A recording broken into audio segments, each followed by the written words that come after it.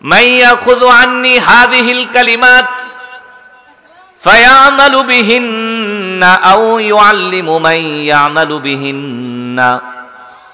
নবীজি বলেন, সাহাবায়ে কেরাম, এই মুহূর্তে আমি তোমাদের সামনে কয়েকটা কথা বলবো। তোমরা সাহাবায়ে কেরামের মধ্যে এমন কে আছো, আমি যেই কথাগুলি বলবো সেই কথাগুলি তুমি গ্রহণ করবে এবং তোমার জীবনে তুমি আমলে বাস্তবায়ন করবে? কে আছো তোমাদের মধ্যে আমার কথাগুলি নিতে পারবে? আমি রাসূল এই কথাগুলি এই মজলিসের মধ্যে বলবো। নবী বলেন, তবে শর্ত হলো যেই কথাগুলি আমি বলবো সেই কথাগুলি বাস্তব জীবনে আমল করতে হবে। এই প্রতিশ্রুতিবদ্ধ হয়ে আমার কাছ থেকে সেই দামি কথাগুলি, দামি নসিহতগুলি নেওয়ার জন্য কে প্রস্তুত আছো? কে রেডি আছো? একটু আমার সাথে ওয়াদা করো, কে আছো আমার এই দামি কথাগুলি নিতে পারবে, আমল করতে পারবে? নবী বলেন, 1 নাম্বার, ফায়ামালু বিহিন্না, আমার কাছে কথা দাও, আমি যেই দামি কথাগুলি বলবো সেগুলির উপর তুমি নিজে আমল করবে। আও ইউআল্লিমু মান ইয়ামালু বিহিন, এবং তুমিও এমন কিছু মানুষকে এই কথাগুলি জানায় দিবে যেই মানুষেরাও এই আমলগুলি তাদের জীবনে করবে। কথা বুঝেন?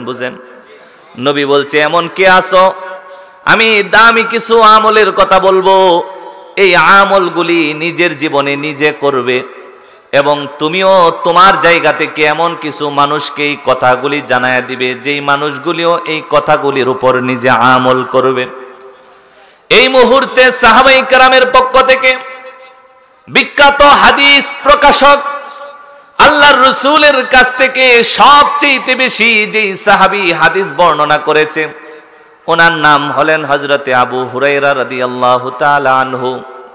হযরতে আবু হুরায়রা বর্ণনা করেন, আল্লাহর রাসূল যখন এই কথাটা বললেন, তোমাদের মধ্যে কে আছে আমার এই দামি কথাগুলি নিজের জীবনে মানবে এবং আরো কিছু মানুষকে এই কথাগুলি জানায় দিবে যেই মানুষেরাও তাদের জীবনে এই আমলগুলি করবে? হযরতে আবু হুরায়রা বলেন, আমি সামনে এগিয়ে গেলাম, নবীকে ডেকে বললাম, ইয়া রাসূলুল্লাহ, ইয়া হাবিবাল্লাহ, আমি আবু হুরায়রা আছি, আপনি যেই দামি কথাগুলি বলবেন সেই দামি কথাগুলির উপর আমি নিজে আমল করব, কথা দিলাম, এবং আমি নিজে এমন কিছু মানুষের কাছে এই কথাগুলি পৌঁছে দিব যেই মানুষেরও এই কথাগুলির উপর আমল করবে। হযরতে আবু হুরায়রা বলেন, আমি যখন নবীর প্রস্তাবে রাজি হলাম, আমি যখন রাসূলের কাছে ওয়াদা করলাম আমি আমার জীবনে সেই আমলগুলি বাস্তবে নিয়ে নিব, আল্লাহর রাসূল সাল্লাল্লাহু আলাইহি ওয়াসাল্লাম কি করলেন? আবু হুরায়রা বলেন, ফা আখাযা বিয়াদি, নবী আমার হাতের মধ্যে ধরলেন, ধরার পর ফা আদ্দা খামসা, আল্লাহর রাসূল গুনে গুনে আমাকে 5টা উপদেশ শোনায়া দিলেন। কয়টা উপদেশ? হযরতে আবু হুরায়রা বলেন, আমার হাতের মধ্যে রাসূল ধরলেন, এরপরে নবীজি ফা আদ্দা খামসা, গুনে গুনে 5টা উপদেশ আমাকে শোনাইলেন, আর বললেন, আবু হুরায়রা, এই 5টা উপদেশ তুমি তোমার জীবনে আমল করবা এবং এমন কিছু মানুষের কাছে এগুলি পৌঁছে দিবা যেই মানুষেরা এই কথাগুলির উপর আমল করবে। নবীজি সেদিন বলেছিলেন, আবু বকর শুনেছিল, হযরতে আবু বকর বলেছে, অন্যান্য সাহাবায়ে কেরামগণ কথাগুলি শুনেছে এবং আমল করেছে। সাহাবায়ে কেরাম বলেছে, তার পরবর্তী মানুষেরা শুনেছে এবং মেনেছে, ওই সমস্ত মানুষেরাও বলেছে, তাদের পরবর্তী মানুষেরাও শুনেছে। এইভাবে আস্তে আস্তে নবীজি সাল্লাল্লাহু আলাইহি ওয়াসাল্লাম থেকে আজকে 1450 বছর পরে এই মাইজহাটি মদিনাতুল উলুম মাদ্রাসার মাহফিল পর্যন্ত এই হাদিসটা চলে আসছে। আজকে আমি কিতাবের মধ্যে পড়ে আপনারা যারা শ্রোতা হিসেবে আছেন অথবা এই মাইকের আওয়াজ যারা যারা শুনতেছেন, আমি আজকে আল্লাহর রাসূলের 5টা উপদেশের কথা জানাবো।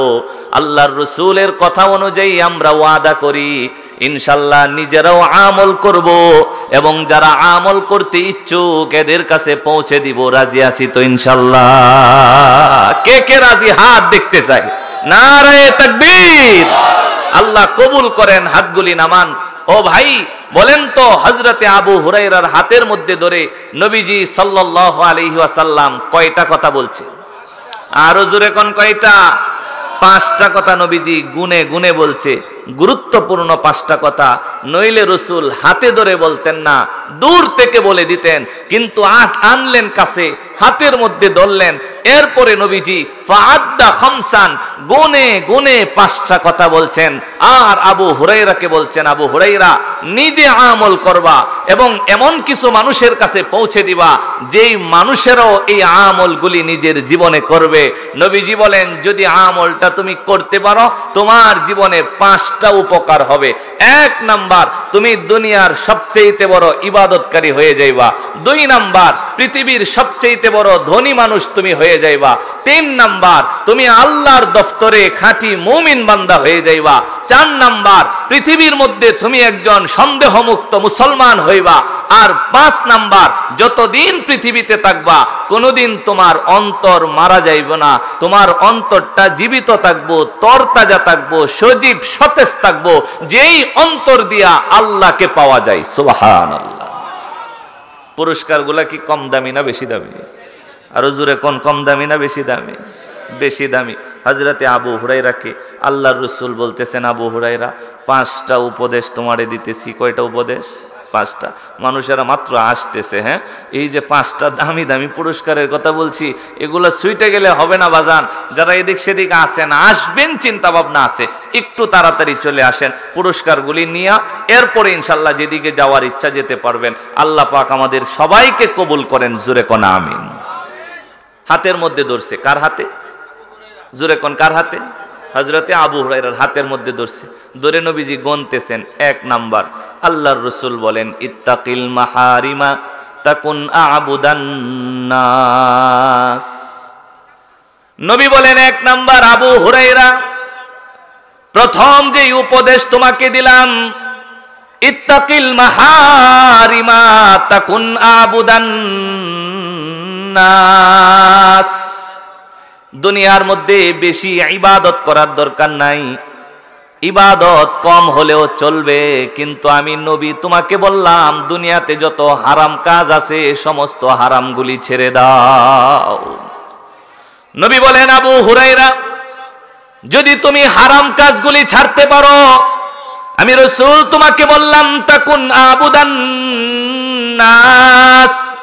দুনিয়ার মধ্যে যত মানুষ আছে সমস্ত মানুষের মধ্যে তুমি আল্লাহর কাছে সবচেয়ে বড় আবেদ হয়ে যাইবা, তুমি আল্লাহর কাছে সবচেয়ে বড় ইবাদতওয়ালা হয়ে যাইবা। ইবাদত বেশি করার মাধ্যমেই আল্লাহর কাছে মানুষ দামি হয় না। ইবাদতের পাশাপাশি মানুষ যখন গুনাহ ছেড়ে দেয় তখন ওই মানুষ আল্লাহ তাআলার কাছে দামি হয়ে যায়। ও মুসলমান, বর্তমান যুগে ইবাদত বেশি প্রয়োজন নাই। সারা রাত তাহাজ্জুদের মধ্যে পড়ে থেকে আল্লাহর ওলি হওয়া লাগবে না। শুধুমাত্র তাসবিহ হাতের মধ্যে নিয়ে দিনে রাতে সুবহানাল্লাহ, আলহামদুলিল্লাহ, আল্লাহু আকবার পড়ে আল্লাহর ওলি হওয়া লাগবে না। বর্তমান যেই জামানা আসছে, নবীর হাদিসের ব্যাখ্যাটা এখন আরো বেশি স্পষ্ট হয়ে গেছে। এই জামানায় কোনো মানুষ যদি সুবহানাল্লাহ, আলহামদুলিল্লাহ, আল্লাহু আকবার তাসবিহ টিপে টিপে নাও পড়ে, সারা রাত্র যদি তাহাজ্জুদের নামাজের মধ্যে নাও কাটাই, কিন্তু যত ধরনের হারাম কাজ আছে সেই হারামগুলি থেকে যদি নিজেকে বাঁচায় রাখতে পারে, এই জমানায় নিশ্চিত বলা যায় যেই মানুষ হারাম থেকে মুক্ত সেই মানুষটাই দুনিয়াতে আল্লাহওয়ালা বুজুর্গ। কথা বলুন ঠিক কিনা?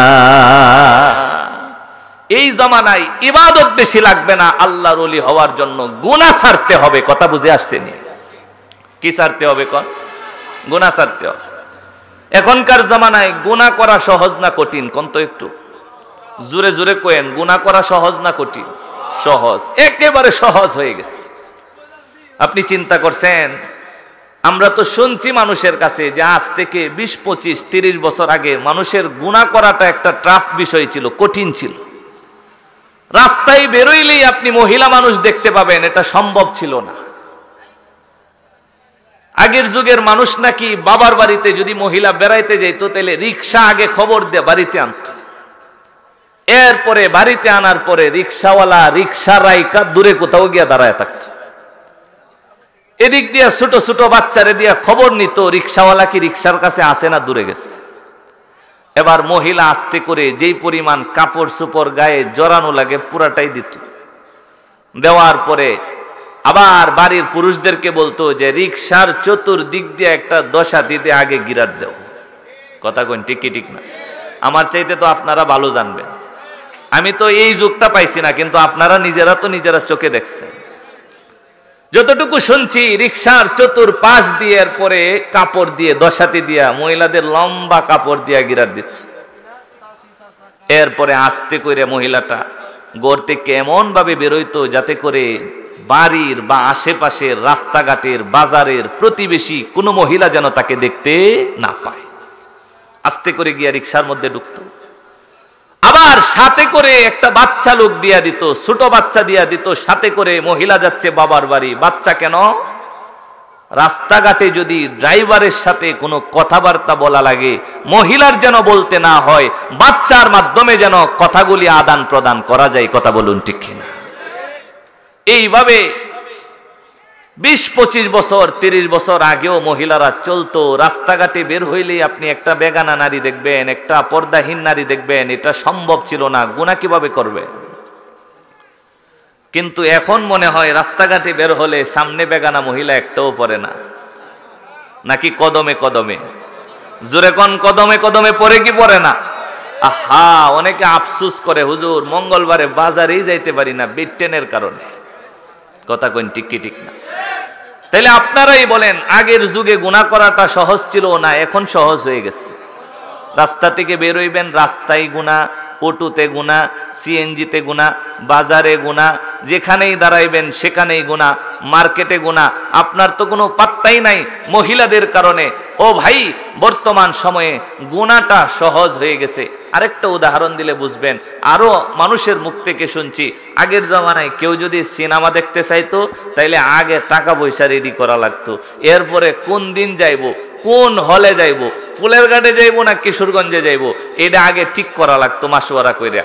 এরপরে যেদিন সিনেমা দেখতে যাইবো এদিনের ঘুম তো হারাম, যাইতে কষ্ট, আইতে কষ্ট, সিনেমা দেখতে সময় লাগতো, এই শীতের মধ্যে দিয়ে যাওয়া লাগতো, কত রিস্ক নিয়ে এরপরে একটা সিনেমা দেখার গুনাহটা করতে হইতো। কথা কইন ঠিক কিনা? এরপরে আস্তে করে যখন সিনেমা হলগুলি বাড়ি বাড়ি ঢুকছে তখন সিনেমা হলের ব্যবসার মধ্যে বাটা পড়ছে। কিছুদিন পরে হলগুলি বাড়িতে কেনা শুধু গড়ে গড়ে যখন ঢুকে গেছে সিনেমা হলের ব্যবসা আরো কমে গেছে। এখন তো মাশাআল্লাহ সিনেমা হল যখন পকেটে পকেটে ঢুকে গেছে সিনেমা হলগুলি আস্তে করে বন্ধ হয়ে গেছে। ও ভাই, আমি বুঝাতে চাচ্ছি সেটা না। এখনকার গুনাহের সুযোগটা এত বেশি হয়েছে, গুনাহ করাটা আমাদের কাছে এত বেশি সহজ হয়ে দাঁড়াইছে। এই যে একটা হল পকেটে পকেটে নিয়ে ঘুরতেছি, আজকে আপনি যদি সারা বিশ্বের মধ্যে সবচেয়ে পপুলার নর্তকী যেটা, ওইটারেও যদি চান তাহলে মুহূর্তের ভিতরে এই সিনেমা হলের মধ্যে আইনা এরপরে দেখে গুনাহ করার সুযোগ বলেন তো আছে না নাই? শুধুমাত্র মোবাইলে গুনাহ হয় এটা না, সারা পৃথিবী এখন একদিকে দৌড় আরম্ভ করছে। সেটা হলো কিভাবে উলঙ্গপনার, বেহায়াপনার, অশ্লীলতা সারা বিশ্বের মধ্যে ছড়ায়া দেওয়া যায়। এক সময়ে সৌদি আরবের মানুষ কোনোদিন কল্পনাও করছে না যে সৌদি আরবের মতো পবিত্র জায়গাতে গানের কনসার্ট হবে। কিন্তু এই সময়ের ভিতরে বলেন তো হয়ে গেছে কি গেছে না? কিছুদিন আগেও আমার দেশের কিছু নর্তকী গিয়া সৌদি আরবে গানের কনসার্ট সাইরে আসছে। কথা বলুন ঠিক কি ঠিক না? বিভিন্ন গণমাধ্যমে এগুলি প্রচারিত হচ্ছে। এই পর্যন্ত কোনোদিন মধ্যপ্রাচ্য কিংবা সৌদি আরবের কোনো মডেল মিস ইউনিভার্স, যেটা আন্তর্জাতিক সুন্দরী প্রতিযোগিতা, সেটার মধ্যে কেউ অ্যাটেন্ড করে নাই। কিন্তু এই বছর নতুন করে একজন সৌদি আরব থেকেও মডেল হয়ে মিস ইউনিভার্স আন্তর্জাতিক সুন্দরী প্রতিযোগিতার মধ্যে অর্ধ উলঙ্গ হয়ে ছোট ছোট কাপড় পরে এরপরে আন্তর্জাতিক শ্রেষ্ঠ সুন্দরী হওয়ার জন্য সৌদি আরবের একটা মহিলাও সেই প্রতিযোগিতায় অ্যাটেন্ড করেছে। ও ভাই, এতে সুস্পষ্ট বোঝা যায় সারা পৃথিবীব্যাপী এখন বেহায়া বেলাল্লাপনার অশ্লীলতার বিষ ছড়ায়া পড়ছে। এই জমানায় গুনাহ করা আর কঠিন না, ইবাদত করা কঠিন হয়ে গেছে, গুনাহ করাটা সহজ হয়ে গেছে। আল্লাহর রাসূলের হাদিসের ব্যাখ্যা এই জমানায় আরো বেশি সুস্পষ্ট। হযরতে আবু হুরায়রার হাতের মধ্যে ধরে রাসূল বলেছিলেন, আবু হুরায়রা, ইত্তাকিল মাহারিমা তাকুন আবুদান নাস, গুনাহ ছেড়ে দাও, হারাম কাজগুলি ছেড়ে দাও, দুনিয়ার সবচেয়ে বড় আবেদ হয়ে যাইবা। জোরে কোন সুবহানাল্লাহ। ও মুসলমান ভাই, গভীর খেয়াল করে শুনেন, আল্লাহর রাসূল যে বলেছিলেন, আবু হুরায়রা, ইত্তাকিল মাহারিমা তাকুন আবুদান নাস, হারাম কাজ ছেড়ে দাও, পৃথিবীর সবচেয়ে বড় ইবাদতওয়ালা আবেদ বান্দা তুমি হয়ে যাইবা। এই জামানা কিন্তু এখন চলমান। আপনার এত অধিক ইবাদত লাগবে না। যদি আল্লাহর 5 ওয়াক্ত নামাজ পড়েন, রমজানে রোজা রাখেন, হজ করেন, সামর্থ্য থাকলে আর যাকাত দেন, যদি হালাল খেতে পারেন, হারাম থেকে বাঁচতে পারেন, আর দেখে দেখে যত ধরনের পৃথিবীর মধ্যে হারাম আছে, সমস্ত হারাম থেকে যদি নিজের সম্পর্কটা বিচ্ছিন্ন করে দিতে পারেন, আল্লাহর রাসূলের হাদিসের সুসংবাদ আপনার জন্য। নবী বলেন, ও আবু হুরায়রা, ইত্তাকিল মাহারিমা তাকুন আবুদান নাস, হারাম কাজ ছেড়ে দাও, আল্লাহর সবচেয়ে বড় ইবাদতকারী বান্দা হয়ে যাও। 1 নাম্বার পুরস্কার, আজকেও যদি হারাম ছাড়তে পারি, আল্লাহর বড় ইবাদতকারী বান্দা হয়ে যাব। আল্লাহর নবী বলেন এরপরে 2 নম্বরে, আবু হুরায়রা, ও আবু হুরায়রা, শুনে রাখো, ওয়ারদা বিমা কাসামাল্লাহু লাকা তাকুন আগুনান নাস। আল্লাহর নবী বলেন 2 নাম্বার উপদেশ হলো, আল্লাহ পাক রব্বুল আলামিন তোমার জন্য যেটা বরাদ্দ করেছেন, আল্লাহ তোমার জন্য যেটা বন্টন করে দিয়েছেন, আল্লাহ তোমার তাকদীরের মধ্যে যেটা লিপিবদ্ধ করে রেখেছেন, ওই লিখার উপর যদি সন্তুষ্ট হয়ে যাইতে পারো, তাকুন আগুনান নাস, দুনিয়ার মধ্যে তুমি সবচেয়ে ধনী মানুষ হয়ে যাইবা। সুবহানাল্লাহ। কোন আল্লাহর রাসূল বলেন, আল্লাহ তোমার কপালে যেটা লিখছে সেটার উপর তুমি সন্তুষ্ট হও। ও ভাই, আল্লাহ যার তকদিরের মধ্যে যতটুকু লিখছে ততটুকু দুনিয়ার মধ্যে তার কাছে পৌঁছাবে, এটাই চিরন্তন সত্য কথা। আপনার রিজিক যতটুকু আছে এতটুকুই আপনার ঘরে পৌঁছাবে। যদি আরো বেশি রিজিকের জন্য আপনি তালাশ করেন, আরো বেশি রিজিকের জন্য যদি পরিশ্রম করেন, লাভ হবে না। কেন? কারণ আর রিজকু মাকসুমুন, রিজিক হলো আল্লাহর পক্ষ থেকে বন্টিত। আল্লাহ তাআলা আপনার তকদিরে যতটুকু সম্মান রাখছেন এতটুকুই আপনার কাছে আসবে, এর চাইতে বেশি পাওয়ার যোগ্য আপনি না। আল্লাহ আপনার জন্য যতটুকু হায়াত রাখছে এতটুকুই আপনার নিকটে আসবে, এর চাইতে বেশি পাওয়ার যোগ্য আপনি না। আল্লাহ আপনার উপর যতটুকু মুসিবত রাখছে এতটুকু মুসিবতই আসবে, এর চাইতে বেশি পৃথিবীর মানুষ চাইলেও আপনাকে দিতে পারবে না।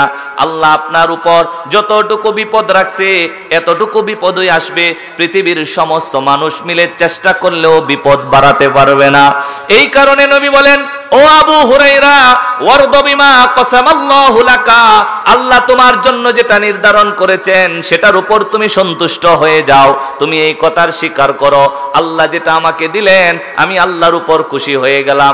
নবী বলেন, যেই বান্দা আল্লাহর উপর খুশি হয় তাকুন আগুনান নাস, দুনিয়ার মধ্যে সেই বান্দা সবচাইতে ধনী মানুষ হয়ে যায়। সুবহানাল্লাহ। ও ভাই, এই কথার আসলেই একটা বাস্তবতা আছে।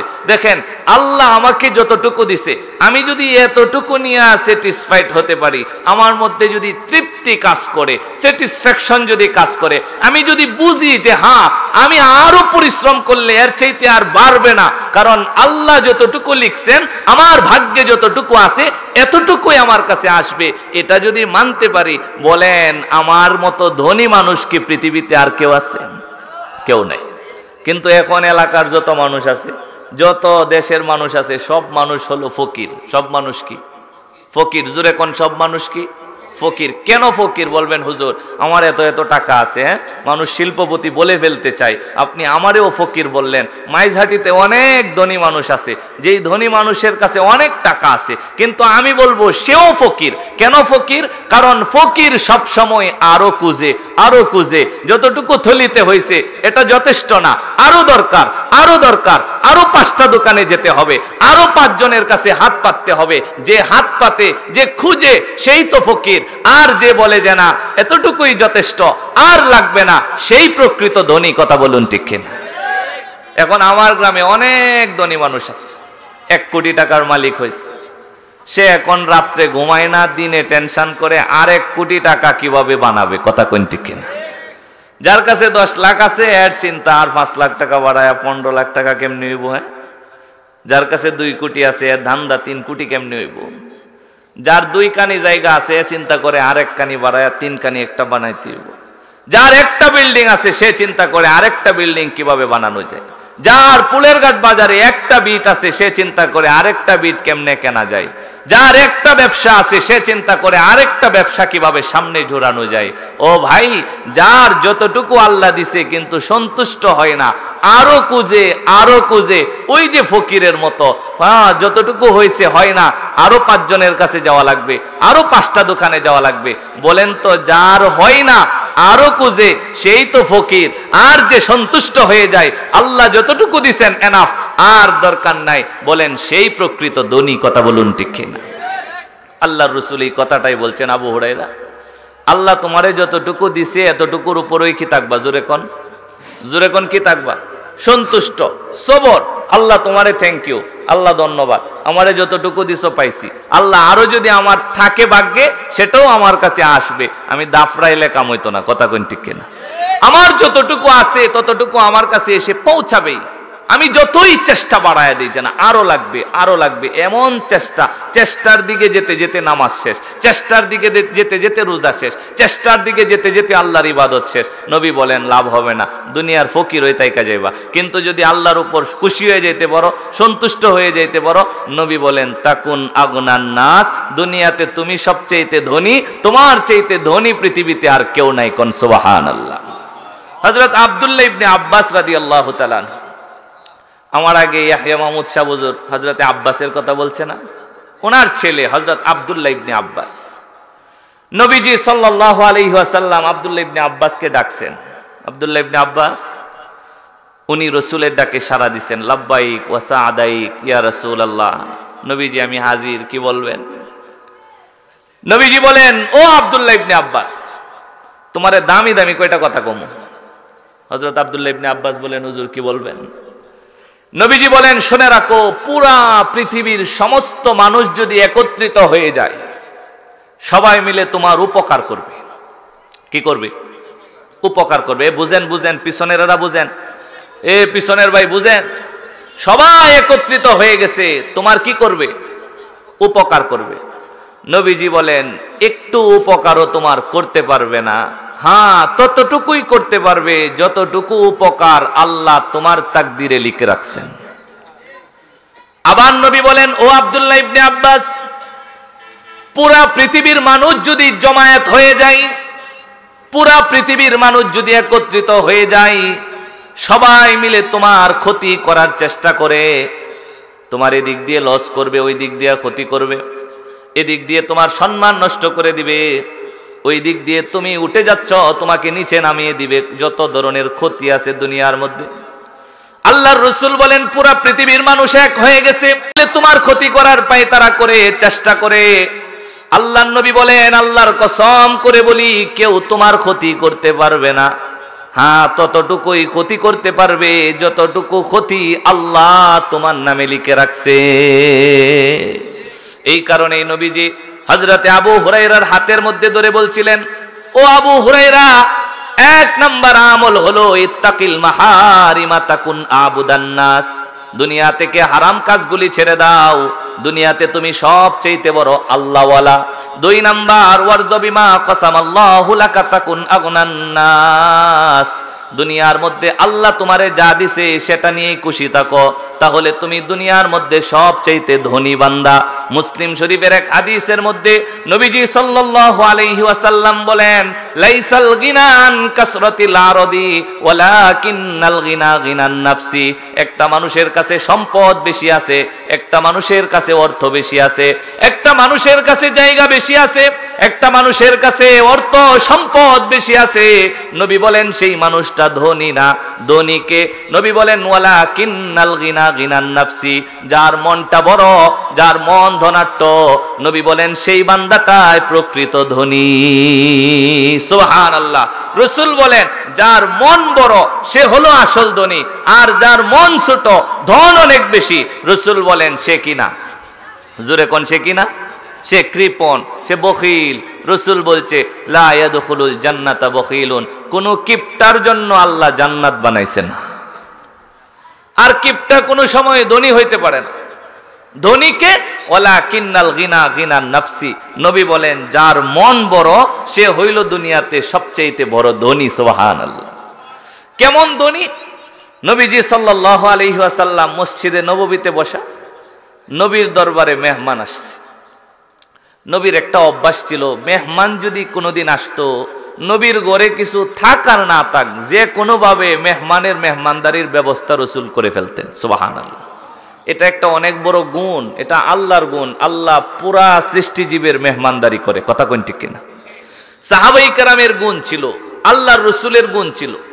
এই মুহূর্তে নবীর ঘরে একজন মেহমান, আল্লাহর রাসূল সাল্লাল্লাহু আলাইহি ওয়াসাল্লাম ঘরের মধ্যে খবর পাঠাইছে বিবিদের কাছে। 11টা ঘরে খবর পাঠাইছে, এই সময় 11টা নাই, 10টা ঘরে খবর পাঠাইছে। 10টা ঘরে সাহাবায়ে কেরাম গেছে, খবর নিচ্ছে। কোনো ঘরেই মেহমানকে খাওয়ানোর মতো কোনো খাবার নাই। রাসূলের সবগুলি ঘর সেদিন খালি ছিল, মেহমানকে সমাদর করা, আপ্যায়ন করার কোনো খাবার সেদিন ছিল না। সুবহানাল্লাহ। নবীর কানের মধ্যে আয়েশা বলছে, ইয়া রাসূলুল্লাহ আপনার ঘর তো খালি, মেহমানরে খাওয়ানোর মতো কিছুই নাই। দেখেন আত্মা বড় থাকলে আসলেই যে সে ধনী হয় এর উদাহরণ দিচ্ছি। এই মুহূর্তে নবীজি সাল্লাল্লাহু আলাইহি ওয়াসাল্লাম বলতেছেন, ও সাহাবীরা, আমার একটা মেহমান আছে, তোমাদের মধ্যে কে আছে যে আমার মেহমানটারে একটু কদর করবা, একটু রাত্রেবেলা আপ্যায়ন করবা, একবেলা খাওয়ায়া এরপরে আবার মসজিদে নববীতে এনে দিবা, এখানে রাত্র কাটায়া ফেলবো, কেউ কি আসো একবেলা মেহমানদারি করবা? আমি রাসূল বলে দিলাম যে আমার মেহমানকে একবেলা মেহমানদারি করবা, তার উপর আমার আল্লাহ তাআলা খুশি হয়ে যাইব। কোন সুবহানাল্লাহ। এই কথা বলার সঙ্গে সঙ্গে নবীর একজন সাহাবী, নাম ছিল হযরত আবু তালহা। আবু তালহা গরিব মানুষ, টাকা পয়সা নাই, বাড়িতে খানা পিনা খুব একটা হয় না, একবেলা খায় আর একবেলা অনাহারে থাকে। নুন আনতে পান্তা ফুরায়, পান্তা আনতে নুন ফুরায়, অভাব অনটন, ঠেলাঠেলির সংসার। যখন রাসূল বলছে যে যে মেহমানদারি করবা তার উপর কে খুশি হইব? আল্লাহ। আবু তালহার ধন নাই কিন্তু কি আছে?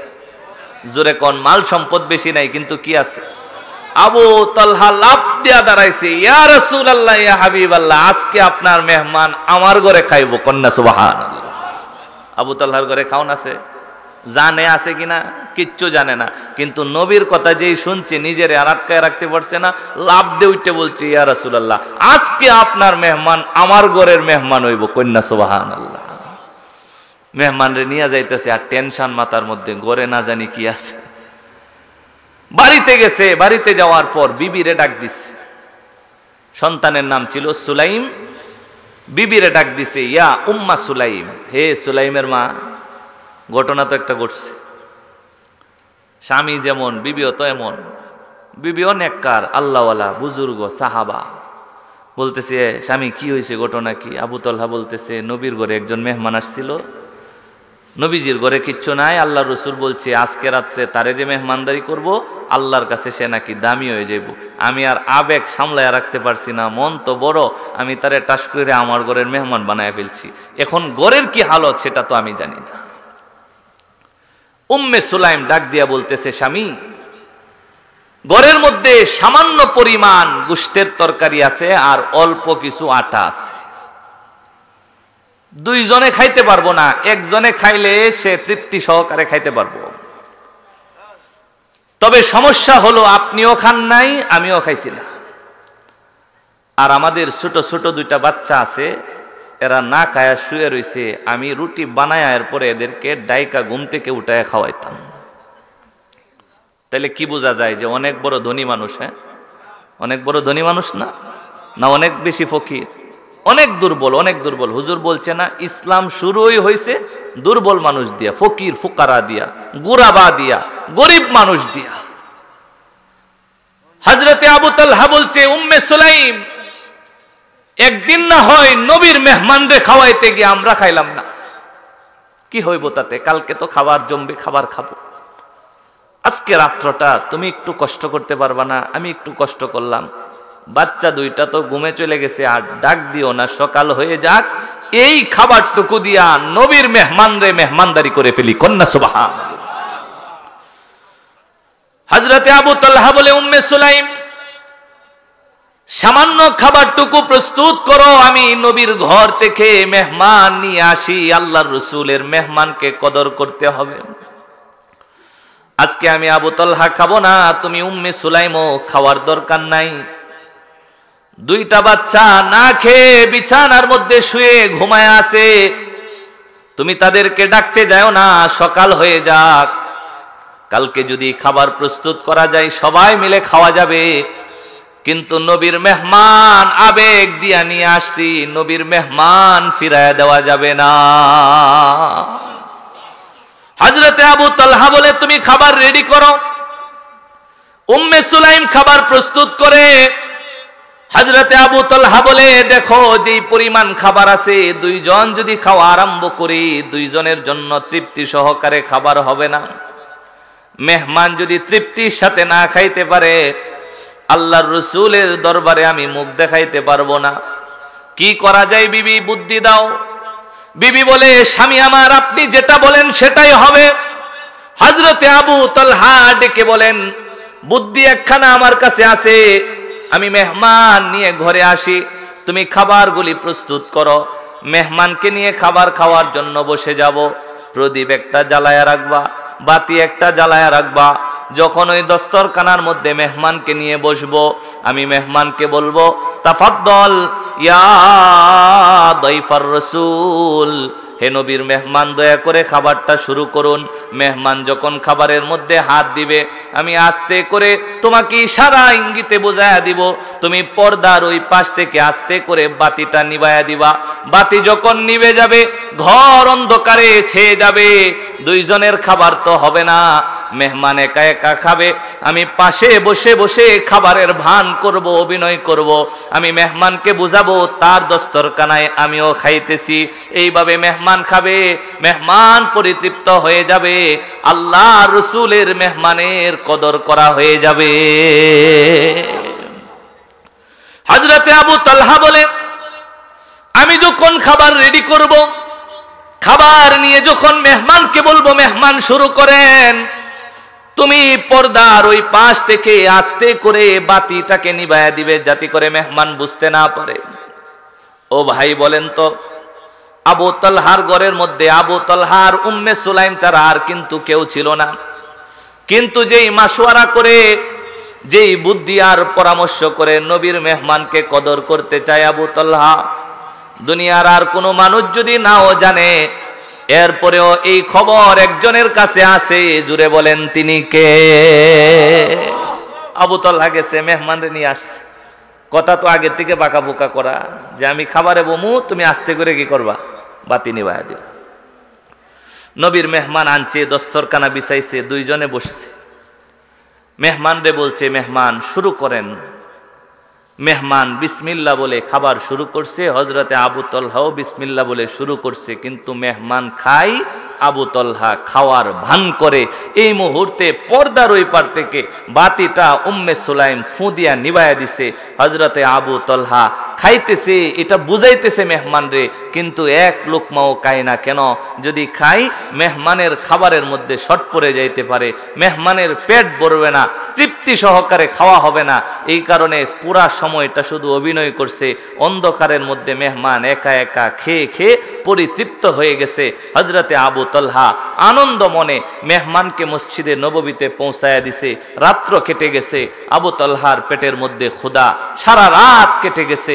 উম্মে সুলাইম কিচ্ছু খায় নাই, দুইটা সন্তান ঘুমের বিছানায়, দুইটা সন্তানের পেটের মধ্যে খোদা। ফজরের আজান হয়ে গেছে, হযরতে আবু তালহা ফজরের নামাজ পড়ার জন্য মসজিদে নববীর দিকে যায়। মুহাম্মদুর রাসূলুল্লাহ সাল্লাল্লাহু আলাইহি ওয়াসাল্লাম মসজিদ পানে দাঁড়ায়া আবু তালহার দিকে তাকায় আছে।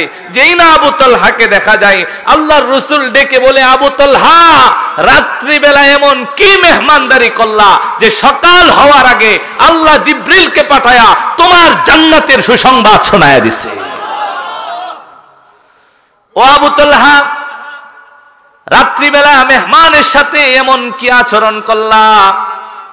ভোর হওয়ার আগে আল্লাহ পাক রব্বুল আলামিন জিবরিলকে পাঠানোর মাধ্যমে তোমার জান্নাতের সুসংবাদ শোনায়া দিছে। ও ভাই, সে আবু তালহা রাদিয়াল্লাহু তাআলা আনহু জান্নাতের সুসংবাদ পাওয়ার পরেও কিন্তু ইবাদত ছাড়ে নাই, নবীর পিছনে পিছনে যাওয়া ছাড়ে নাই। উহুদের যুদ্ধে যখন আল্লাহর রাসূলের দান্দান মুবারক শহীদ হয়ে গেল, আবু সুফিয়ানের বাহিনী রাসূলকে অ্যাটাক করলো, আল্লাহর রাসূলকে অবরোধ করলো কিভাবে হত্যা করে ফেলা যায়।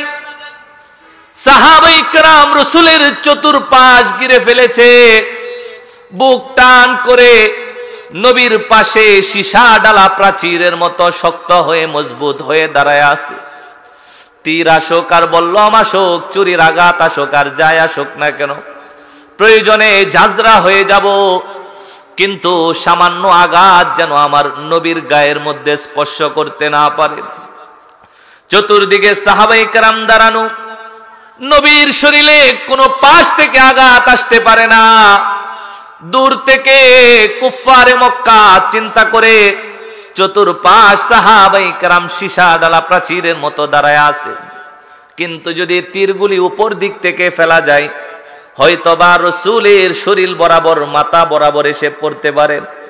ও ভাই, যখন কুফফারে মক্কা এই চিন্তা করলো, নবীর সাহাবা হযরতে আবু তালহা রাদিয়াল্লাহু তাআলা আনহু বুঝতে পারলেন পাশে যেহেতু সাহাবায়ে কেরাম আল্লাহর রাসূলকে চতুর্পাশ থেকে বাউন্ডারির মতো নিজেরা সীসা ডালা প্রাচীরের মতো দাঁড়ায় আছে, চতুর্পাশ থেকে রাসূলকে হিফাজত করে সাহাবারা হয়তো উপর দিক থেকে রাসূলের উপর আক্রমণ আসতে পারে। হযরতে আবু তালহা নবীর মাথার উপরে নিজের হাতটা এইভাবে ধরে রাখছে। হযরতে আবু তালহা ভাবে, যদি উপর দিক থেকে আক্রমণ হয়, সমস্ত আক্রমণগুলি আমার হাতের মধ্যে লাগবে, কিন্তু আমার হাত ছাড়া নবীর মাথা মুবারকের মধ্যে যেন আঘাত না লাগে। উহুদের যুদ্ধে হযরতে আবু তালহার হাতটা ঝাঁঝরা হয়ে গেছে, তীরের আঘাত লাগতে লাগতে আবু তালহার হাতটা অবশ হয়ে গেছে, প্যারালাইজড হয়ে গেছে। সাহাবায়ে কেরাম আবু তালহাকে বলতো, আবু তালহা, তোমার এই হাতটার একটু চিকিৎসা করো, তোমার এই হাতটা যদি ডাক্তারের কাছে যাও, যদি চিকিৎসকের কাছে যাও, মনে হয় ভালো হয়ে যেতে পারে। তোমার হাতটা তো অবশ হয়ে গেছে, তোমার হাতটা তো নড়াচড়া করতে পারে না। হযরতে আবু তালহা রাদিয়াল্লাহু তাআলা আনহু ওই সমস্ত সাহাবায়ে কেরামদেরকে জবাব দিত, সাহাবারা, কিয়ামতের কঠিন মাঠে যেদিন আল্লাহ পাক রব্বুল আলামিনের সামনে আমি আবু তালহা দাঁড়াবো, আল্লাহ তো অবশ্যই জিজ্ঞাসা করবে, আবু তালহা, আমার নবী উহুদের ময়দানে মার খেয়েছিল, নবীর দান শহীদ হয়েছিল, তুমি আবু তালহা রাসূলকে বাঁচানোর জন্য কি করছিলা? আমি আবু তালহা সেই দিন আমার হাতটা আল্লাহর সামনে বাড়ায়া বলবো, আল্লাহ, তোমার রাসূলকে বাঁচাইতে আমি আমার হাত কুরবানি করে দিছি। হযরতে আবু তালহা মেহমানদারি করছে, নবীর কাছে আসার পর রাসূল বললেন, রাত্রিবেলা কি এমন মেহমানদারি করলা? সকাল হওয়ার আগেই তোমার জান্নাতের সুসংবাদ নিয়ে জিবরিল চলে আসছে। ও ভাই, যেটা বুঝাইতে চাইছিলাম, নবীজি বলছেন, লাইসাল গিনা আন কাসরাতিল আরদি, আমার আপনার কাছে যদি ধন সম্পদ বেশি থাকে, সাবধান, নিজেরে ধনী ভাববেন না। নবী বলেন, ধনী ধন সম্পদ থাকলেই হওয়া যায় না, ওয়ালাকিন্নাল গিনা গিনান নাফসি, যার মন যত বড় নবী বলেন সে দুনিয়াতে তত বড় ধনী। আবু তলহার ধন সম্পদ বেশি ছিল না, কিন্তু মন ছিল বড়। নবী বললেন আবু তলহা আমার একজন ধনী সাহাবী। আল্লাহর রাসূল হযরতে আবু হুরায়রার হাতের মধ্যে ধরে বললেন, ওয়ারদ বিমা কসামাল্লাহু লাকা তাকুন আগনান নাস। ও আবু হুরায়রা, তুমি আল্লাহ তোমাকে যতটুকু দেয় এতটুকু নিয়েই খুশি থাকবা, দুনিয়ার মধ্যে তুমি একজন ধনী মানুষ হয়ে যাইবা। আল্লাহর রাসূল এরপরে 3 নাম্বার উপদেশ দিয়ে বলেন, আবু হুরায়রা ওয়া আহসিন ইলা জারিকা তাকুন মুমিনা। তুমি দুনিয়ার মধ্যে তোমার প্রতিবেশীদের সাথে উত্তম আচরণ করবা, আল্লাহর দফতরে খাঁটি মুমিন বান্দা হয়ে যাইবা। সুবহানাল্লাহ। 3 নাম্বার উপদেশ। আমি কিন্তু 2টা বলে ফেলছি, মোট কয়টা বলবো কন্ত মনে আছে আপনাদের? কয়টা বলবো? ইনশাল্লাহ 5টা। এর মধ্যে 1 নাম্বার বলছে হারাম কি করো, ছেড়ে দাও। হারাম ছাড়লে তুমি দুনিয়ার সবচেয়ে বড় আল্লাহওয়ালা ইবাদতকারী। এ মনে রাখা লাগবো তো। পড়া দিতেছি, আবার শেষে দেয়া পড়া আদায় করে এরপরে যাবো। কথা ঠিক আছে ইনশাল্লাহ? হ্যাঁ, একটা কিছু না শিখতে পারলে কি হইব? হ্যাঁ, ওয়াজে শুনলে কি হইব? কিছু যদি নাই নিয়ে যেতে পারেন, আজকে অন্তত বাড়িতেই 5টা জিনিস নিয়ে যেতে পারবেন না ইনশাল্লাহ। 1 নাম্বার রাসূল বলছে সমস্ত হারাম কি করো, ছেড়ে দাও, তাহলে দুনিয়ার সবচেয়ে বড় ইবাদতকারী তুমি হয়ে যাইবা। এরপরে নবী বলছেন 2 নাম্বার, আল্লাহ তোমার জন্য যা রাখছে এর উপরেই তুমি কি হও, সন্তুষ্ট হও, তাইলে তুমি পৃথিবীর সবচেয়ে ধনী হয়ে যাইবা। সুবহানাল্লাহ। নবীজি বলেন এরপরে 3 নাম্বার কথাটা, আল্লাহর রাসূল বলেন ওয়া আহসিন ইলা জারিকা তাকুন মুমিনা। তুমি তোমার প্রতিবেশীদের সাথে উত্তম ব্যবহার করো, আল্লাহর দফতরে তুমি খাঁটি মুমিন হয়ে যাইবা। সুবহানাল্লাহ। কথা বুঝেন? আল্লাহর রাসূল বলছে প্রতিবেশীদের সাথে কি করার জন্য? উত্তম ব্যবহার করার জন্য। উত্তম সুন্দর ব্যবহার, হ্যাঁ, উত্তম ব্যবহার। এর চাইতে সুন্দর ব্যবহার হইতে পারে না। আল্লাহর রাসূলকে সাহাবায়ে কেরাম জিজ্ঞাসা করছে, ইয়া রাসূলুল্লাহ, প্রতিবেশী কারা? নবীজি সাল্লাল্লাহু আলাইহি ওয়াসাল্লাম জবাব দিছে, সাহাবা, প্রতিবেশী হলো তোমার যে ঘরটা আছে, তোমার ঘর থেকে সামনে একেবারে 40টা ঘর পর্যন্ত তোমার প্রতিবেশী। সুবহানাল্লাহ। সামনে কয় ঘর? 40 ঘর। আজকে সংজ্ঞা শোনেন প্রতিবেশী। হ্যাঁ, পুরস্কার না নিয়ে কিন্তু বাড়িতে যাওয়া যাইব না। মাত্র 3টা চলতেছে, আর কয়টা আছে? 2টা। সময় কিন্তু বেশি লাগবো না, প্রথমগুলা লম্বা করছি তো, শেষের গুলা শর্ট হইব। আল্লাহর রাসূল বলেন প্রতিবেশী হলো তোমার ঘর থেকে সামনে কয় ঘর? 40 ঘর। নবী বলেন এরপরে তোমার ঘর থেকে ডানে হলো 40 ঘর। নবী বলেন তোমার ঘর থেকে বামে আরো 40 ঘর। এরপর তোমার ঘর থেকে পিছনে যেই ঘরগুলো আছে গনতে গনতে 40 ঘর। সামনে 40, পিছনে 40, ডানে 40, বামে 40। নবী বলেন এই সমস্ত ঘরগুলা হলো তোমার প্রতিবেশীর ঘর। নবী বলেন এই সমস্ত ঘরের সাথে উত্তম আচরণ করো, তাহলে তুমি আল্লাহর দফতরে খাঁটি মুমিন বান্দা হয়ে যাইবা। সুবহানাল্লাহ। প্রতিবেশীর সাথে উত্তম আচরণ আছে তো নাকি? কথা কইন আছে? এই সত্য কথা বলেন, বাস্তব যেটা এটা বলেন, প্রতিবেশীর সাথে উত্তম আচরণ আছে? হ্যাঁ, না। আছে কোনটা? আছে শুধু ঝগড়া। কথা কোন ঠিক কি ঠিক না? প্রতিবেশীর সাথে উত্তম আচরণ নাই, আমাদের কারো নাই। হ্যাঁ, আমি নিজেরটা খুব ভালো বলতেছি না, আমি বলতেছি এটা আমাদের সবার দোষ। প্রতিবেশীর সাথে উত্তম আচরণ নাই, অথচ আল্লাহর রাসূল সাহাবায়ে কেরামদেরকে যে কয়টা বিষয়ে সবচেয়ে বেশি গুরুত্ব দিয়া বলছেন, এর মধ্যে একটা হলো প্রতিবেশীর সাথে উত্তম আচরণ করো। কেন? কারণ আল্লাহর আদালতে তোমার প্রতিবেশী তোমার জান্নাতের ফয়সালার উসিলা হবে। সুবহানাল্লাহ। নবী বলছেন কিয়ামতের মাঠে আল্লাহর সামনে কিছু মানুষ দাঁড়াবে, এদের নামাজও ঠিক আছে, রোজা ঠিক আছে, সব ইবাদত বন্দেগী ঠিক, এরপরেও এরা আল্লাহর আদালতে আসামি হবে। কেন হবে? নবী বলেন এদের প্রতিবেশীরা এদের বিরুদ্ধে সাক্ষী দিবে, আল্লাহ দুনিয়াতে আমাদের সাথে ভালো ব্যবহার করে নাই, আল্লাহ দুনিয়াতে এদের কষ্টের কারণে আমরা শান্তিতে থাকতে পারে নাই। নবীজি সাল্লাল্লাহু আলাইহি ওয়াসাল্লাম বলেন আল্লাহ প্রতিবেশীর পক্ষ নিয়ে এই সমস্ত জালেমদেরকে আল্লাহর জাহান্নামের মধ্যে জায়গা দিবে। নাউজুবিল্লাহ। এই কারণে নবী বলেন প্রতিবেশীর সাথে উত্তম আচরণ করো। কেমন উত্তম আচরণ? একটা নমুনা যদি শুনেন ভালো করে বুঝে আসবে, খেয়াল করে শুনেন। নবীজির একজন খাদেম ছিলেন হযরত আবু যর গিফারি রাদিয়াল্লাহু তাআলা আনহু। নবীজি একদিন হযরতে আবু যরকে ডাকলেন। নবী বলেন আবু যর এদিকে আসো। হযরতে আবু যর বলেন হুজুর কি বলবেন? নবীজি সাল্লাল্লাহু আলাইহি ওয়াসাল্লাম বলেন আবু যর যখন তুমি তরকারি পাক করো, তোমার ঘরের মধ্যে যখন কোনো তরকারি পাক শাক করা হয়, নবী বলেন তরকারির মধ্যে তুমি ঝুলের পরিমাণ বাড়ায়া দিও। হযরতে আবু যর বলেন, হুজুর ঝুল কেন বাড়ায়া দিব?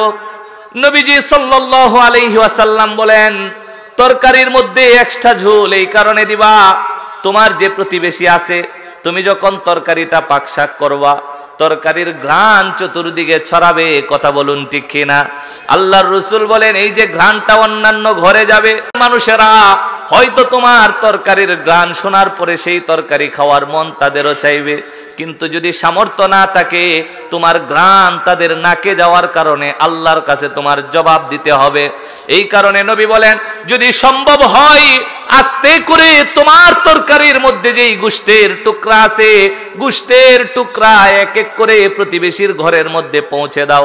তুমি একটু যাচাই করে দেখো কোন প্রতিবেশীটা অভাব অনটনের মধ্যে দিন কাটায়, কার ঘরের মধ্যে অভাব আছে, কে ভালো মন্দ খাইতে পারে না। নবী বলেন তার ঘরের মধ্যে তুমি তোমার তরকারি পৌঁছে দাও। আল্লাহর রাসূল বলেন, যদি তরকারি দেওয়ার সামর্থ্য না থাকে, অন্তত ঝোল তরকারির মধ্যে বাড়ায়া দাও। যদি গোশত দিতে না পারো, অন্তত ঝোল দিয়ে যেন তাদের ঘরের মধ্যে পৌঁছাতে পারো। নবী বলেন, প্রতিবেশীর সাথে উত্তম আচরণ করো। কেন? কারণ যেই মানুষটা প্রতিবেশীর সাথে জুলুম করে, সেই মানুষটা আল্লাহর আদালতে ধরা খেয়ে যাবে। নবী বলছেন প্রতিবেশীর সাথে উত্তম আচরণ করো। হাদিসের মধ্যে আসছে, কেউ যদি প্রতিবেশীর ঘরে চুরি করে, তাইলে বাইরের এলাকাতে 10টা ঘরে চুরি করলে যে অপরাধ, প্রতিবেশীর এক ঘরে চুরি করলে আল্লাহর আদালতে সেই অপরাধ। নাউজুবিল্লাহ বলবেন না? বুঝেন বুঝেন, বাইরের এলাকাতে গিয়া কয়টা ঘরে চুরি করছে? 10টা ঘরে চুরি করছে, তার আমল নামায় যত পরিমাণ গুনাহ লেখা হবে, নবী বলেন যদি প্রতিবেশী আমার ঘরের সামনে 40 ঘর, পিছনে 40 ঘর, ডানে 40 ঘর, বামে 40 ঘর, এই সমস্ত ঘরে যদি কোনো চোর চুরি করে, রাসূল বলেন বাহিরের এলাকাতে 10 ঘরে চুরি করলে যে অপরাধ, প্রতিবেশীর এক ঘরে চুরি করলে সমান অপরাধ। নাউজুবিল্লাহ। নবী বলেন শুধু চুরি না, বাহিরে কোন জায়গায় 10টা মহিলার সাথে জিনা করলে যেই পাপ, কোন মানুষ যদি তার প্রতিবেশীর কোন স্ত্রীর সাথে জিনা করে, রাসূল বলেন তার আমল নামায় 10 বার জিনা করার গুনাহ লেখা হয়। জোরে কন্যা নাউজুবিল্লাহ। কথা বুঝেন বুঝেন? এখন আমাদের বাস্তবতা কি? প্রতিবেশী কি আমাদের জ্বালা যন্ত্রণায় ভালো আছে? জোরে কোন ভালো আছে? ভালো নাই। সাহাবায়ে কেরাম জিজ্ঞাসা করছে, ইয়া রাসূলুল্লাহ, প্রতিবেশীর সাথে যে উত্তম আচরণ করবো, এটা কেমনে হইব? রাসূল বলেন তাদের সাথে সুন্দর করে কথা বলবা। হ্যাঁ, এরপরে যদি কর্জা চাই, তাইলে তোমার সামর্থ্য থাকলে কর্জা দিবা। কথা কইন, কর্জা চাইলে কি দিবা? কর্জা দিবা। কর্জা তো দেয় না, বাংতি চাইলে বাংতিও দেয় না। কথা কইন ঠিক কিনা? প্রতিবেশী এমন দুশ্মন হয়ে সারছে। নবী বলেন যদি ভালো কথা তোমার কাছ থেকে নিতে চায়, একটা উপদেশ চাই কোনো একটা বিষয়ে, তাইলে তুমি তারে ভালো একটা উপদেশ দিয়া সাহায্য করবা। রাসূল বলেন তোমার ঘরে যদি ভালো কিছু পাক হয়, তাইলে প্রতিবেশীর ঘরের মধ্যে পৌঁছে দিবা। আর সাবধান থাকবা, তোমার কোনো কাজে, তোমার কোনো কথাই যেন তোমার প্রতিবেশী কষ্ট না পায়। এই সমস্ত কথা রাসূল বলছে প্রতিবেশীর সাথে উত্তম আচরণ করার জন্য। আমার ভাই, উত্তম কথা তো বলি নাই, ভালো ব্যবহার তো করি নাই, কর্জা চাইলে কর্জা তো দেই না, ভাঙতি চাইলে ভাঙতিও দেই না। ভালো কথা, নিজের ঘরে কোনো কিছু রানলে সেটাও প্রতিবেশী পায় না, তাও মোটামুটি চলে। কিন্তু আমি আপনি যখন আস্তে করে প্রতিবেশীর চলাচলের রাস্তাটা বন্ধ করে দেই, তার বাড়ি থেকে বের হওয়ার রাস্তাটার মধ্যে যখন কাঁটা ফেলে দেই, আমি যখন আস্তে করে তার ওই রাস্তাটা ব্যবহারের জন্য নিষেধাজ্ঞা জারি করে দেই, তখন আমার মনে হয় সেই বান্দাটা মাজলুম হয়ে যখন আল্লাহর কাছে আমার বিরুদ্ধে শিকায়াত করে, আমার নাম আল্লাহর দফতরে জালেমদের খাতায় উঠে যায়। কথা বলুন ঠিক কিনা? এই কারণেই রাসূল বলছেন সাবধান, প্রতিবেশীর সাথে উত্তম আচরণ করো, জালেম হইতে যাও না। কেন? আল্লাহ জালেমকে পছন্দ করে না, আল্লাহ মাজলুমকে পছন্দ করে। এই কারণেই নবীজি বলছেন 3 ব্যক্তির দোয়া আর আল্লাহর আরশের মধ্যে কোনো পর্দা থাকে না। জোরে কোন সুবহানাল্লাহ। তিন ব্যক্তির দোয়া আর আল্লাহর আরশ, মাঝখানে কোনো পর্দা নাই। এই বান্দা বলে আমার আল্লাহ কবুল করে, বান্দা দুনিয়া থেকে বলে আল্লাহ আসমান থেকে কবুল করে নেই। নবী বলেন তিন ব্যক্তির মধ্যে প্রথম নাম্বার ব্যক্তি হলো দাওয়াতুল মাজলুম। মাজলুম যখন কোনো দোয়া আল্লাহর কাছে করে, আল্লাহ পাক রব্বুল আলামিন সঙ্গে সঙ্গে কবুল করে নেই। জোরে কোন সুবহানাল্লাহ। এখন এলাকার মধ্যে হয়েছে দুই শ্রেণী। এক শ্রেণী হচ্ছে জালেম, আর এক শ্রেণী হচ্ছে মজলুম। জালেম মজলুম বুঝেন তো নাকি? জালেম মজলুম বুঝেন। ধরেন একজন আর একজনের রাস্তা বন্ধ করছে, যে বন্ধ করছে সে কি? সবাই কথা কোন, সে কি? জালেম। আর যার রাস্তা বন্ধ হয়েছে সে মজলুম। এখন আমরা মুমিন মানুষ, মুসলমান মানুষ, বলেন তো কার পক্ষ নেওয়া উচিত? জালেমের না মজলুমের? মাজলুমের। কথা ছিল এমন, কথাটা এরকমই ছিল, মাজলুমের পক্ষ নেওয়া। কিন্তু আমরা কার পক্ষ নেই? জালেমের। এটাই চিরন্তন বাস্তবতা ভাই। এই কারণে বলতেছি, আল্লাহর রাসূল সাল্লাল্লাহু আলাইহি ওয়াসাল্লাম হযরতে আবু হুরায়রার হাতের মধ্যে ধরছিল না, ধরার পর বলতেছে আবু হুরায়রা ওয়া আহসিন ইলা জারিকা তাকুন মুমিনা, প্রতিবেশীর সাথে উত্তম আচরণ করো, আল্লাহর দফতরে কাটি মুমিন হয়ে যাইবা। সুবহানাল্লাহ। কয়টা গেছে? তিনটা গেছে, তিনটা। এক নাম্বার হারাম কাজ ছাড়ো, পৃথিবীর সবচেয়ে বড় ইবাদতকারী হইবা। দুই নাম্বার আল্লাহ যতটুকু দিছে এতটুকু নিয়ে খুশি থাকো, দুনিয়াতে সবচেয়ে বড় ধনী হয়ে যাইবা। এই তো মাশাআল্লাহ। তিন নাম্বার প্রতিবেশীর সাথে উত্তম আচরণ করো, আল্লাহর খাতায় কি হয়ে যাইবা? খাঁটি মুমিন হয়ে যাইবা। তোমার নামটা আল্লাহ মুমিনদের খাতায় লিখে ফেলবে। এরপরে নবীজি আবু হুরায়রাকে বলেন, আবু হুরায়রা চার নাম্বার আর একটা কথা গুরুত্বপূর্ণ শুনে রাখো, এটা হলো ওয়া আহিব্বা লিন্নাসি মা তুহিব্বু লিনাফসিকা তাকুন মুসলিমা।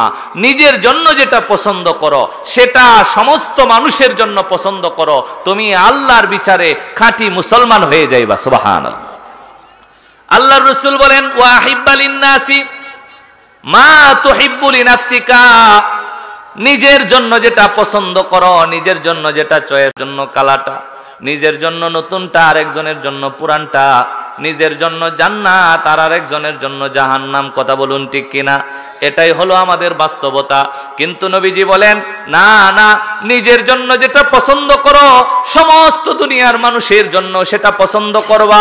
তুমি যেমন কালো জিনিস নিতে চাও না, অন্যের জন্য সুন্দরটা পছন্দ করা একজন মুসলমান হিসেবে তোমার দায়িত্ব। নবী বলেন তোমার কাছে যেই পোশাকটা ভালো লাগে সেই পোশাকটা আরেকজনের জন্য তুমি পছন্দ করবা। কিন্তু আমাদের বাস্তবতা হলো আমার কাছে একটা সুন্দর কাপড় আছে যেটা আমার ভালো লাগে, সেটা যদি পুরাতন হতে হতে ছিঁড়েও যায় এরপরেও অন্যকে দিব না, কিন্তু যেটা ভালো লাগে না ওইটা আরেকজনরে দান করি। কথা কইন ঠিক কিনা?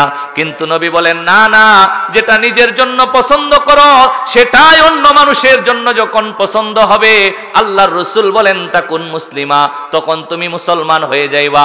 আমরা যেমন নিজেরা জান্নাতে যেতে চাই, অন্যের জন্য জান্নাত চাওয়ার দরকার। কথা বলুন আছে না নাই? তাহলে চারটা কথা হয়ে গেল।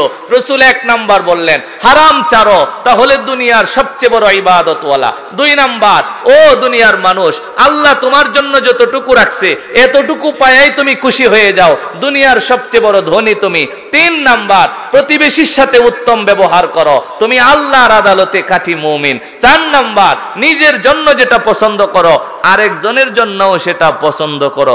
এমন তরকারি দিছেন গরিবরে, যেই তরকারি কুকুরে খাওয়ারও কোনো সিস্টেম নাই। আছে না নাই? থাকতে থাকতে 3 দিন হয়ে গেছে, এটা পুরাতন হয়ে সাপ্ত হয়ে গেছে। আমরা গ্রামের ভাষায় কি হয়ে গেছে? সাপ্ত হয়ে গেছে। এরপরে ডাকছেন রহিমারে, ডাককে কয়ে এটা নিয়ে নে ফুলাফান রেলয়ে খায়লা। যেটা আপনি নিজের যদি কেউ টাকা দিয়া বসায় যে 1000 টাকা দিয়ে তরকারিটা খান, এরপরেও আপনি খাইতে পারবেন না, এই তরকারি আরেকজন রে দিছেন, আপনি কি মুসলমান? জুরে কোন মুসলমান? নবী বলছে কোনটা? যেটা নিজে পছন্দ করো। একটা মাংসের তরকারি রাখছেন, গোস্তের তরকারি, আহা নিজের জিভের মধ্যেই জল আসতেছে, ইস তরকারিটা কি স্বাদ হয়েছিল। এই তরকারিটা বাটি বইরে যদি আরেকজনকে দিতে পারেন যে আমার কাছেও এটা প্রিয়, আমি এটা আরেকজনকে দিলাম, রাসূল বলে সে হলো প্রকৃত মুসলমান। একটা জামা আছে, এটা আপনার কাছে ভালো লাগে কিন্তু সামান্য পুরাতন হয়ে গেছে, ভালো লাগে, আপনি পরার ইচ্ছা আছে, এটা যদি আরেকজনকে দিয়ে দেন, রাসূল বলে সে হলো মুসলমান। আরেকটা পড়তে পড়তে ছিঁড়ে ফেলছেন, আর চলবো না, এটা বইরে আর আপনি কোনো জায়গায় যাইতে পারেন না, এটা বাড়িতে রেখে গেছেন যে অমুক রে দেলায়ও, লাভ হইব কোনো? কথা বলেন। রসুল বলেন এটা খাঁটি মুসলমানের স্বভাব না। মুসলমানের স্বভাব হলো নিজের জন্য যেটা পছন্দ করে অন্যের জন্যও সেটাই পছন্দ করে। চারটা কিন্তু শেষ হয়ে গেছে ভাই, আর কিন্তু আমার একটা কথা বাকি আছে। এই বলতে মোটামুটি 2-3 মিনিট 4 মিনিট, হ্যাঁ 2টা বাজতে আর 7 মিনিট সময় আছে। আমি বড় জোর গেলে 7 মিনিট বলবো আর কি। আমার পরে আবুল বাশার ভাইকে একটু নিয়ে আসেন হুজুর, আবুল বাশার রেদওয়ান ভাই, হ্যাঁ রেদওয়ান ভাইকে একটু নিয়ে আসেন, আমি শেষ করে দিচ্ছি, ফিনিশিংটা দিয়ে দেই। কয়টা কথা বলছি? 4টা, আর বাকি আছে কয়টা? একটা। আমি একটু কাইন্ডলি আর একটু রিপিট করি কথাগুলি, কি বলেন? হ্যাঁ, প্রথম নাম্বার রসুল বলছে সমস্ত হারাম ছেড়ে দিলে তুমি দুনিয়ার সবচেয়ে বড় আবেদ হয়ে যাইবা, ইবাদতকারী হয়ে যাইবা, হ্যাঁ আল্লাহওয়ালা হয়ে যাইবা। 2 নাম্বার রসুল বলছে আল্লাহ যেটা দিছে সেটা নিয়ে খুশি থাকলে তুমি দুনিয়ার সবচেয়ে বড় ধনী হয়ে যাইবা। তোমার চেয়ে বড় ধনী নাই, কারণ তোমার দিলের মধ্যে তখন শান্তি আছে। যার দিলে শান্তি সেই দুনিয়ার বড় ধনী। কথা কোন ঠিক কিনা? 3 নাম্বারে রসুল বলছে প্রতিবেশীর সাথে যদি উত্তম ব্যবহার করো তাহলে আল্লাহর আদালতে তুমি কি মুমিন হয়ে যাইবা, মুমিন হয়ে যাইবা। 4 নাম্বার নিজের জন্য যেটা পছন্দ করো সেটা যদি অন্যের জন্য পছন্দ করতে পারো তাহলে তুমি খাঁটি মুসলমান, এছাড়া কিন্তু মুসলমান হওয়া যাইব না। 5 নাম্বারে নবীজি সাল্লাল্লাহু আলাইহি ওয়াসাল্লাম বলেন ওয়ালা তুকসিরিদ দাহিকা ফাইন্না কাসরাতাদ দাহিকি তুমিতুল কলব। কার হাতে না ধরছিল? মনে আছে? মনে আছে কার হাতে ধরছিল? হযরতে আবু হুরায়রা। সবচেয়ে বেশি হাদিস উনি বর্ণনা করছে।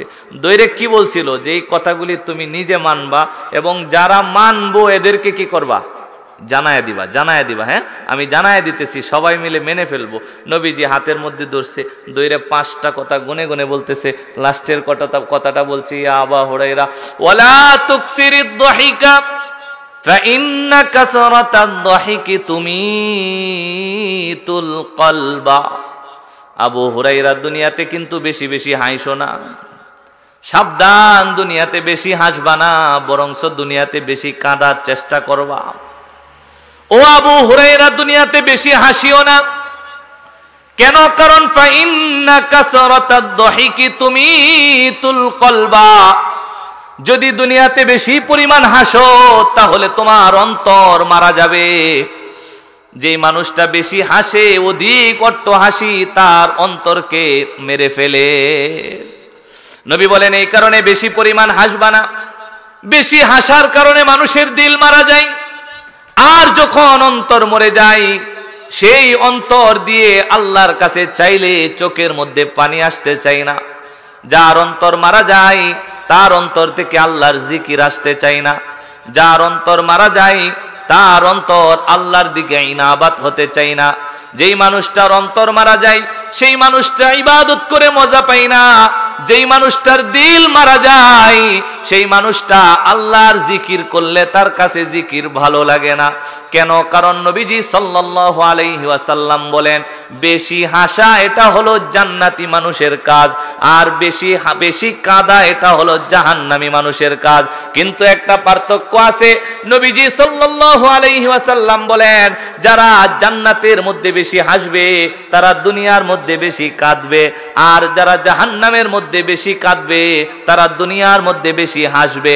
আমি যদি আরেকটু সহজ করে বলতে চাই, নবীজি সাল্লাল্লাহু আলাইহি ওয়াসাল্লাম বলেন দুনিয়ার মধ্যে যারা বেশি হাসে এদের জায়গা জাহান্নামে হয়, আর দুনিয়ার মধ্যে যারা বেশি আল্লাহর জন্য কাঁদে এদের জায়গা আল্লাহর জান্নাতের মধ্যে হয়। সুবহানাল্লাহ। আবু হুরায়রাকে বলছে, আবু হুরায়রা যেহেতু জান্নাতে গিয়া হাসার জায়গা আছে না, জান্নাতে আসবেন না? আরে কি পরিমাণ হাসবেন, আপনার যত খুশি তত হাসবেন, কিন্তু দুনিয়াতে বেশি হাসা যাইব না। কেন? দুনিয়া হাসার জায়গা না, দুনিয়া তামাশার জায়গা না। হ্যাঁ, দুনিয়াতে হাসবেন। কিভাবে হাসবেন? নবীজি যেইভাবে হাসতো, সাহাবায়ে কেরাম যেইভাবে হাসতো। আর বেশি বেশি কাঁদবেন, জাহান্নামের ভয়ে কাঁদবেন, মুনাজাত দরেই আল্লাহর কাছে কাঁদবেন। নবী বলেন যদি আবু হুরায়রা কম হাসতে পারো, বেশি কাঁদতে পারো, তাহলে তোমার উপকার কি হবে? নবী বলেন তোমার দিল মারা যাবে না, অন্তর মরবে না, অন্তরটা জীবিত থাকবে। আর যখন অন্তর জীবিত থাকবে মুনাজাত ধরলে চোখের পানি আসবে। অন্তর যখন জীবিত থাকবে তখন জিকির করলে ভালো লাগবে। অন্তর যখন জীবিত থাকবে আল্লাহর প্রেম অন্তরের মধ্যে তৈরি হবে। জোরে কোন সুবহানাল্লাহ। এই কারণে আমার ভাই ও দুস্থ বুজুর্গ, অধিক হাসবো কিন্তু দুনিয়াতে না, জান্নাতে। আর একটু জোরে কোন কোথায়? জান্নাতে। এখন দুনিয়ার হাসিটা কেমনে দিবেন? হুজুর এমন এক কথা কইছে, হাসি না দে উপায় হই নাই। এমন কি করবাম? এমন কি মুখ থেপড়া লাগায় বয়ে থাকবাম? না, আল্লাহর রসুল শিখাইছেন, ও সাহাবারা হাসি দিবা কেমনে? হাসি দিবা মুস্কি হাসি। কি হাসি? এই যে এই ভাই যেভাবে দিছে মুস্কি হাসি। মুস্কি হাসির সংজ্ঞা কি? মুস্কি হাসির সংজ্ঞা হইল দাঁত বেরোইব কিন্তু আওয়াজ হইব না। কথা বুঝে আসছে? একজন একটা কথা বলছে, একটা হাসি দিবেন, মুস্কি হাসি দিবেন, দাঁতগুলা বাইর করে হাসি দিবেন, কিন্তু আওয়াজ যাতে না হয়। আর যদি হা হা হা এইভাবে হাসি দেন তাহলে এটা অট্ট হাসি হয়ে যায়। এই হাসি রসুল দিতেন না। আল্লাহর রসুল মুস্কি হাসতেন, মুস্কি হাসতেন। নবীজির একেবারে ফকফকে সাদা মুক্তা দানার মতো পবিত্র দাঁত মোবারকগুলি বের হইতো, কিন্তু অট্ট হাসির মতো আওয়াজ আসতো না। রসুল আবু হুরাইরাকে বলছেন, আবু হুরাইরা লা তুকসিরি দাহিকা ফাইন্না কাসরাতা দাহিকি তুমিতুল কলবা। বেশি হাসবা না, বেশি হাসলে অধিক হাসি মানুষের অন্তরকে মেরে ফেলে। এই কারণে কম হাসবা, যেন মৃত্যু পর্যন্ত তোমার অন্তরটা জীবিত থাকে। যেই অন্তরের মধ্যে তুমি জিকিরের মজা পাইবা, যেই অন্তর দিয়া তুমি আল্লাহকে মোহাব্বত করতে পারবা। কন্যা সুবহানাল্লাহ। আমার ভাই, আমার বড় ভাই চলে আসছে, আবুল বাশার রেজওয়ান ভাই, ইনশাল্লাহ আপনাদেরকে অনেক সুন্দর নসিহতমূলক আলোচনা শোনাইবে। আমি কয়টা কথা বলছি কন্ত? সবাই বুঝেন বুঝেন? এ ঘুমান কেউ? কয়টা কথা বলছি? 5টা। মা বোনেরা যারা শুনছেন 5টা কথা রিপিট করে সালাম দিয়ে বিদায় নিচ্ছি। আল্লাহর রসুল কার হাতটা ধরছিলেন কন্ত জুড়ে? আরো জুড়ে কার হাত? হযরতে আবু হুরায়রার হাতটা ধরছেন। ধরার পরে রসুল গুনে গুনে কয়টা কথা বলছেন? 5টা কথা। আমি একটু লম্বা করে বলছি তো, বুঝেনি তো, শেষ রাত্রের কথা একটু লম্বা না করলে এটা হয় না। আমি এই কারণে বলছি, সন্ধ্যা রাত্রে হইলে আরো তাড়াতাড়ি বলে ফেলতাম। রসুল হাতে দইরা 1 নাম্বার কথাটা বলছে, দুনিয়ার সমস্ত হারাম কি করো? ছেড়ে দাও, তাইলে তুমি কি হইবা? সবচেয়ে বড় ইবাদতকারী হয়ে যাইবা। সুবহানাল্লাহ। তৈয়ার আছি না ইনশাল্লাহ? হারাম ছেড়ে দেওয়ার চেষ্টা শুরু করে দিবে আজকে থেকে। 2 নাম্বার, আল্লাহ যেটা তোমার জন্য দিছে ওইটা নিয়েই কি থাকো? খুশি থাকো, তাইলে দুনিয়ার তুমি সবচেয়ে বড় ধনী। ধনী, তোমার চেয়ে ধনী নাই। 3 নাম্বার, প্রতিবেশীর সাথে কেমন আচরণ করবা? উত্তম আচরণ, তাইলে আল্লাহর দফতরে তুমি কি? মুমিন। মাশাআল্লাহ।